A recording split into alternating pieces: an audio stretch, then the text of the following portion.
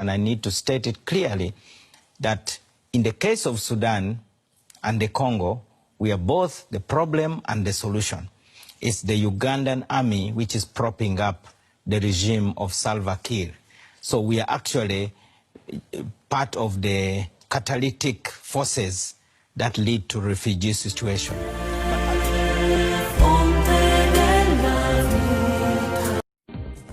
And now to another part of the world that is coping with refugees, and that is Uganda, which has been remarkably hospitable to people fleeing civil war in neighboring South Sudan.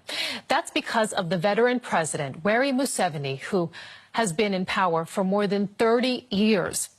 Efforts are underway in Uganda's parliament to abolish the age limit for presidential candidates so that he would be able to stand for the next election in 2021. Let's get some more now on this story. We are joined by Nobert Mao, president of the opposition Democratic Party in Uganda. He's joining us in the studio this afternoon. Thanks so much for being with us. As we just heard there, Museveni in power for the past, a controversial leader for that very reason, the fact that he has been in power for so very long. Last year, he was reelected with more than 60% of the vote. How do you think he managed that? Museveni was quite appealing when he came because of Uganda's violent history and the kind of challenges the country was facing. He was a kind of breath of fresh air. Many leaders, including President Clinton, called him one of the new breed of African leaders. He talked about democratizing the country. He said one of Africa's problems is leaders who cling into power. He was very promising. But again, he has shattered our hopes. He manages to stay into power by changing rules to favor him. First and foremost, he came and said he needed time to make a new constitution. After making the constitution, he said he needed to test drive the constitution for 10 years, after ruling for 10 years without elections. Then we went into a vote to turn the country into a multi-party democracy. He then said he needed time to test drive multipartyism. Now, to do that, he had to change the constitution. He bribed members of parliament in order to remove the constitutional term limits. Now, we have another hurdle that he wants to remove, the constitutional age limit of 75. So what is your role then as an opposition party in all of this? Because, you know, obviously, I mean, you must have problems with the way that he's governing. He has turned the country's central bank into his private ATM. He uses the money to bribe voters at every election. He also leans heavily on the army. He refers to the army as his personal army. The policy on oil is thoroughly personalized. He has promoted members of his own family. So as an opposition politician, my aim is to educate the public that for once, Uganda has an opportunity to have change without bloodshed. Uganda has never had peaceful change, ever since independence.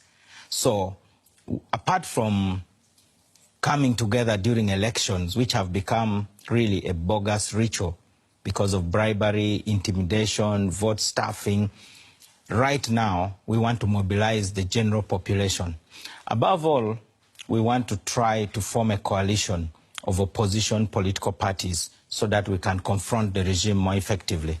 Other than education, mobilization, forming this coalition that you're talking about, what changes do you think are most urgent for Uganda? What are your hopes for the future? First of all, we need to tackle corruption. The economy is not growing at the rate that we expected. We have a lot of inequality, particularly between the north, which had a long 20-year-old war, and the southern part of the country. Uganda's population is very young.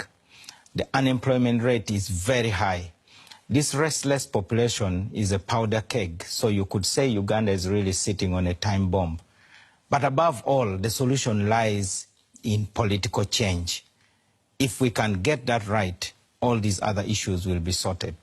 Will you talk with us a little bit about the refugee situation in the country? Because we mentioned that right before your interview, the fact that, you have these refugees who are coming in from South Sudan. We're told that they're allowed to work from day one, and they're given an allotment of 900 square meters of land with the right to remain in the country permanently once they're registered.